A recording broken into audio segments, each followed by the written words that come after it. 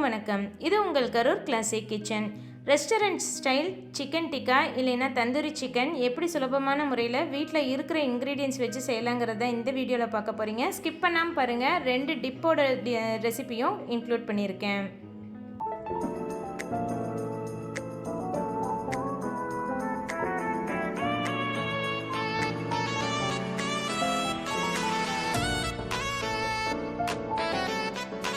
Chicken tikka first marinate பண்ணி வைக்கலாம். இதுக்கு நான் போன்லெஸ் சிக்கன் 300 கிராம் அளவுக்கு எடுத்திருக்கேன். அதில் அரை டீஸ்பூன் அளவுக்கு மஞ்சள் தூள், 1 டீஸ்பூன் வரமிளகாய் தூள், 1 டீஸ்பூன் காஷ்மீரி ரெட் சில்லி. நான் இன்றைக்கி ஃபுட் கலர் ஆட் பண்ண போகிறதுல அதுக்காக காஷ்மீரி ரெட் சில்லி எடுத்திருக்கேன். தந்தூரி மசாலா 1 டீஸ்பூன், கரம் மசாலா அரை டீஸ்பூன், பிளாக் பெப்பர் பவுடர் அரை டீஸ்பூன், உப்பு தேவையான அளவுக்கு, 1 டேபிள் ஸ்பூன் அளவுக்கு எலுமிச்சம்பழம் ஜூஸு, ஒரு அரை மூடி எலுமிச்சம்பழம் புளிஞ்சு எடுத்திங்கன்னா போதும். இதெல்லாம் நல்லா கலந்து விட்டுக்கோங்க. உங்களுக்கு தேவைன்னா இந்த ஸ்டேஜில் இஞ்சி பூண்டு விழுது 1 டீஸ்பூன் ஆட் பண்ணிக்கலாம். நான் இன்றைக்கி அது இல்லாமல் தான் செய்ய போகிறேன்.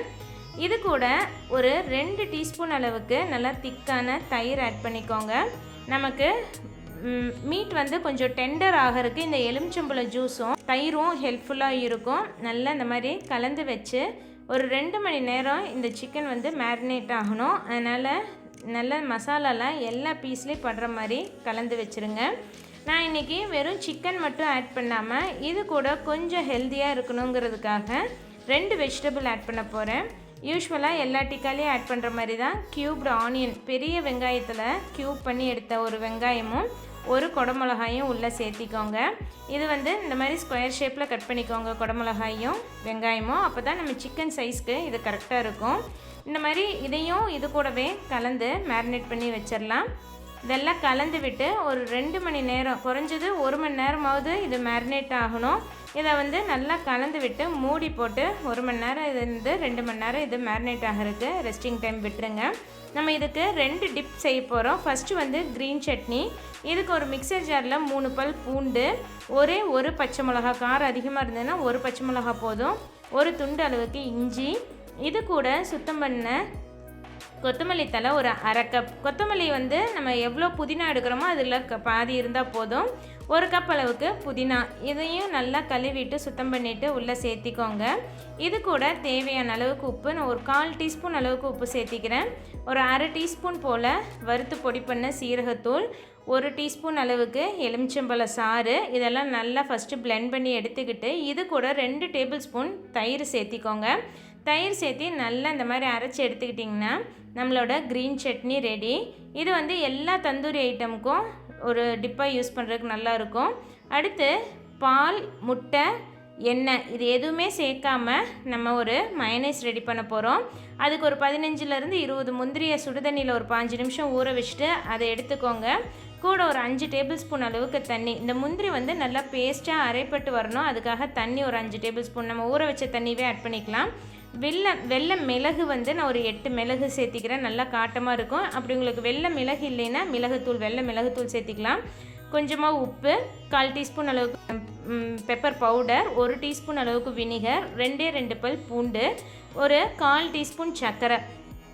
இதெல்லாம் நல்லா நைஸாக பிளெண்ட் பண்ணி எடுத்துக்கோங்க. கடையில் கிடைக்கிற மைனஸ் செய்யாமல் நீங்கள் வீட்டில் இந்த மாதிரி டிப் செஞ்சு பாருங்கள். இதில் முட்டை இல்லை, எண்ணெய் இல்லை, பால் இல்லை, நல்லா ஹெல்த்தியான ஒரு மைனஸ் ரெடி பண்ணிடலாம். இப்போ அவனை ப்ரீஹீட் பண்ணிக்கலாம். 200 டிகிரி செல்சியஸில் டோஸ்ட் மோடில் ஒரு 10 நிமிஷம் மட்டும் இதை வந்து ப்ரீஹீட் பண்ணி வச்சுக்கோங்க. நல்லா டோஸ்ட் மோடில் வைக்கும்போது மேலே ராடும் ஹீட் ஆகும், கீழே ராடும் ஹீட் ஆகும். உங்களுக்கு நான் இப்போ காமிக்கிறேன். இது வந்து டைமர் 10 மினிட்ஸ் செட் பண்ணி ஆன் பண்ணிட்டா இப்போ உங்களுக்கு ஒரு 5 செகண்ட்ஸ்லேயே தெரியும் மேலே ராட் 2 ராடும் கீழே ராடும் நல்லா ஹீட் ஆகுது. நான் இன்றைக்கி கிரில் ட்ரேயில் தான் வச்சு டோஸ்ட் பண்ண போகிறேன். அதுக்கு கீழே பேக்கிங் ட்ரேயில் நான் வந்து ஃபாயில் ஷீட் போட்டு ரெடியாக வச்சுருக்கேன். ஏன்னா நம்மளோட ட்ரிப்பிங்ஸ் எல்லாம் இந்த ஃபாயில் ஷீட்டில் கலெக்ட் ஆகிடும். நமக்கு பேக்கிங் ட்ரேவோ இல்லை அந்த க்ரம் ட்ரேவோ க்ளீன் பண்ணுறது ரொம்பவே ஈஸியாக போயிடும். நான் இன்றைக்கி உடன் ஸ்கியூவர்ஸ் எடுத்திருக்கேன். இது ஒரு 10 நிமிஷம் முதலே தண்ணியில் ஊற வச்சு எடுத்துக்கோங்க. இல்லை ராடு நீங்கள் ஓடிஜிலேயே கொடுக்குற ராடாக இருந்தால் நீங்கள் அப்படியே யூஸ் பண்ணிக்கலாம். சிக்கன், அதுக்கப்புறம் ஒரு துண்டு கேப்சிகம், ஒரு ஆனியன் பீஸ், இந்த மாதிரி ஆல்டர்னேட்டிவாக நீங்கள் லைனப் பண்ணி நல்லா ஸ்கியூவர்ஸ் ரெடி பண்ணி வச்சுக்கலாம்.